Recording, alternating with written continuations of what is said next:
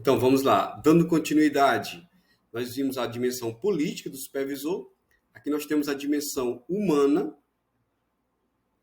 Na dimensão humana, baseia-se na capacidade do supervisor em trabalhar de maneira eficaz e eficiente com os professores, em base individual e em situações de grupo.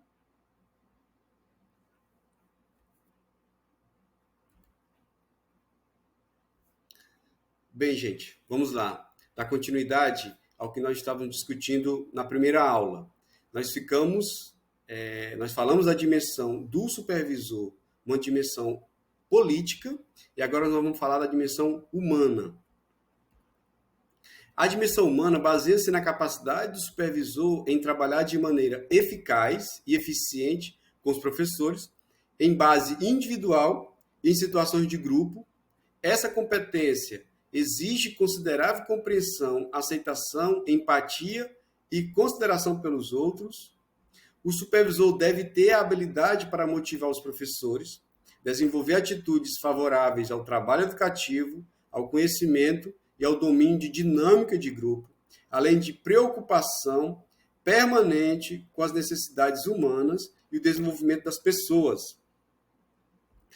Nós temos a dimensão técnica. A competência técnica supõe compreensão e proficiência em métodos, processos, procedimentos e técnicas de organização de trabalho. Abrange os atos administrativos, instrucionais, gerenciais, gerência, e também curriculares. É o saber fazer, quando fazer e como fazer. Essa é a dimensão técnica do supervisor. A supervisão educacional e a mudança necessária de conceito. Atualmente, a supervisão escolar no Brasil ainda possui resquícios do conceito inicial. Muitos professores e até mesmo supervisores continuam a encarar a ação supervisora como fiscalização e coerção. Como eu disse agora há pouco, é um momento de mudança, né?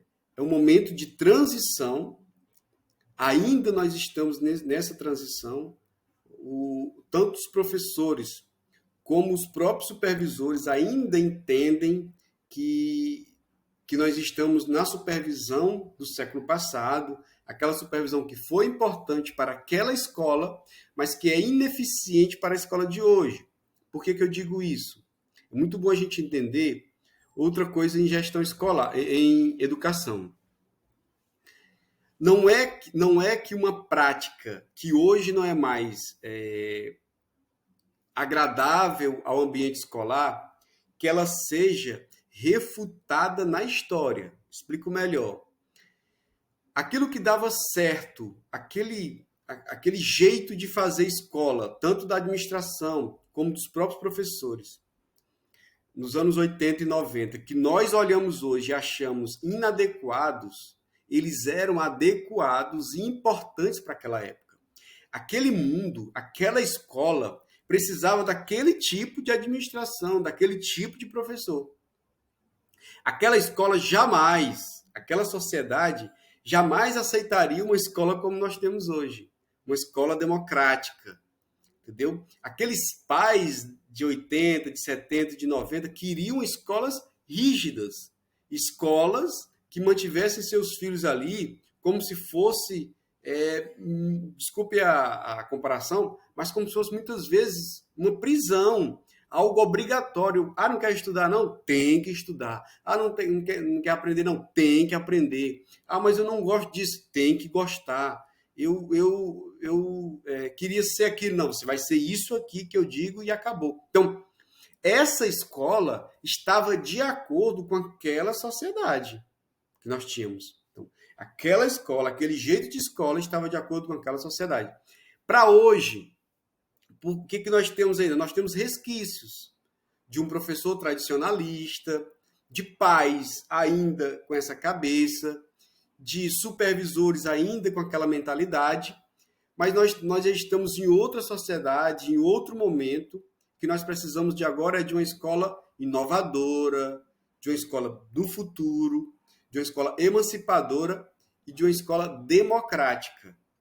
Lembrando que democracia não tem a ver com fazer todo mundo fazer o que der na telha, o que quer. Não, isso não é democracia. Isso é anarquia. Democracia é você saber que você depende dos outros para construir o bem comum. É essa consciência, tá bom? Essa interdependência. De acordo com a interpretação moderna, a supervisão pedagógica consiste em estimular, coordenar e dirigir as atividades docentes de forma cooperativa, levando todos que dela participam a trabalharem para o maior rendimento da situação ensino-aprendizagem. Todos trabalhando, todos voltados para um só objetivo, e esse profissional está ali para estimular, coordenar e dirigir as atividades docentes de forma cooperativa. Ele está ali com esse fim, não mais fiscalizar e nem coagir. É muito interessante esse slide aqui, eu considero ele como slide da virada. É o slide da mudança. O primeiro tópico aí fala sobre a antiga supervisão e o segundo fala sobre a nova supervisão. Se eu fizesse uma pergunta para você diferenciar o que era a supervisão no passado, a supervisão escolar no passado e o que é visto hoje, são essas duas formas estão aqui resumidas nesse slide. Funções da supervisão escolar, a gente vai ver aqui até o final várias funções, né? Ajudar os professores a melhor compreenderem os objetivos reais da educação e o papel especial da escola na consecução dos mesmos, auxiliar os professores a melhor compreenderem os problemas e necessidades dos jovens educandos e atender, na medida do possível, a tais necessidades, exercer liderança de sentido democrático sob as formas de promoção do aperfeiçoamento profissional da escola e de suas atividades, estabelecer fortes laços morais entre os professores quanto ao seu trabalho, de tal forma que operem em estreita e esclarecida cooperação, para que os mesmos fins gerais sejam atingidos. E ainda, identificar qual o tipo de trabalho mais adequado para cada professor, distribuindo tarefas, mas de forma que possam desenvolver suas capacidades em outras direções promissoras, ajudar os professores a adquirir maior competência didática, isso é de fundamental importância para o supervisor escolar, principalmente aquele que vem de uma graduação de pedagogia, orientar os professores principiantes a se adaptar à sua profissão, também de sua importância.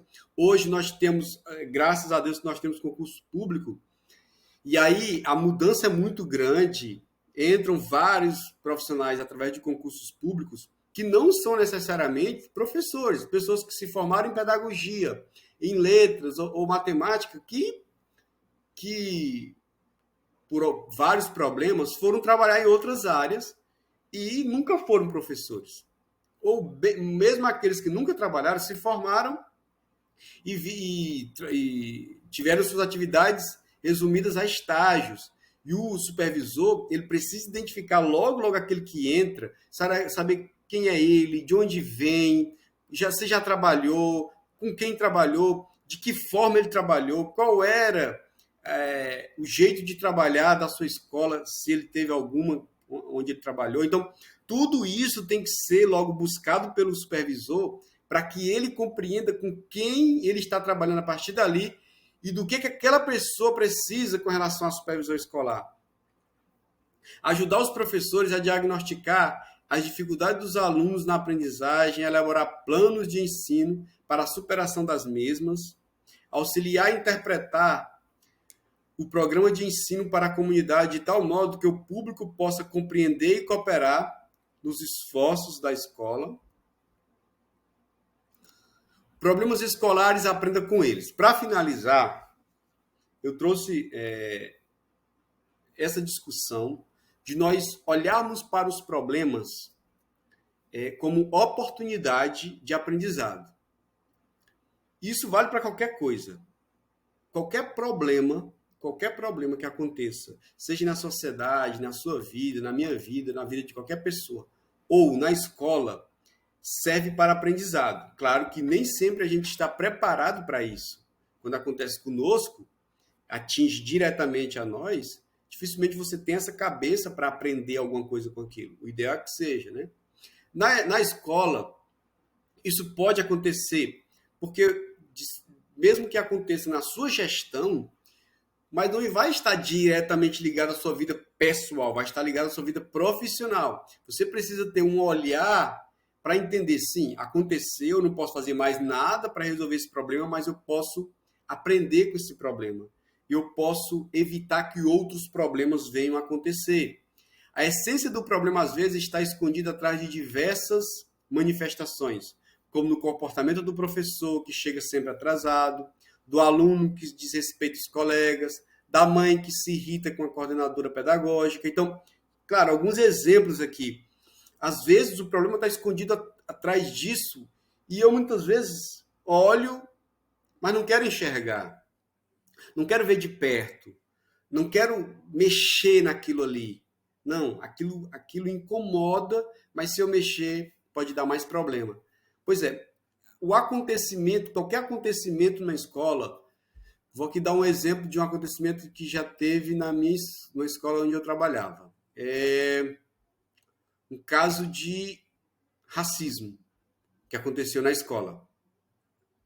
E aí a gente viu, não presenciou, mas teve relatos, né? O aluno se queixou, a coordenação. A gente, claro, entrou em contato com as mães, né? Os pais de cada um ali. Fizemos reunião separada, depois elas quiseram fazer reunião juntas, a gente fez reunião, discutiu aquilo.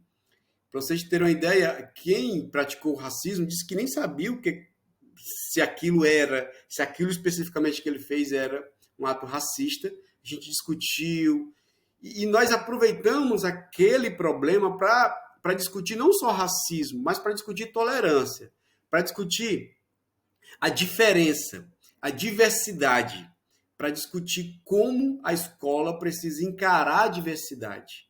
Seja alto, magro, baixo, negro, gordo, mulher, homossexual, homem, qualquer categoria, vamos dizer assim, precisa ser discutida na escola e precisa ser respeitada, né?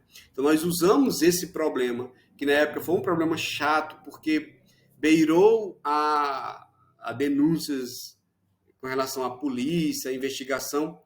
Os pais não quiseram fazer nada disso, mas se tivessem feito, também a escola ia ter que arcar com a sua parte nisso tudo. Eu estou dizendo que um problema suscita uma discussão sobre vários outros problemas da escola que poderiam vir a acontecer. Ao buscar as causas dessas atitudes, certamente chegaremos às raízes do nó que precisa de ser desatado. Ao tomar consciência disso, fica mais fácil constatar que os problemas que surgem podem ajudar a ver e entender melhor a realidade escolar e a constituir uma provocação para organizar novas formas de atuação. É o que acontece geralmente quando eu paro e tento aprender com o problema, eu vou à raiz do problema, tento entender, discuto com vários agentes ali para que a gente reorganize a forma de atuação daquela escola.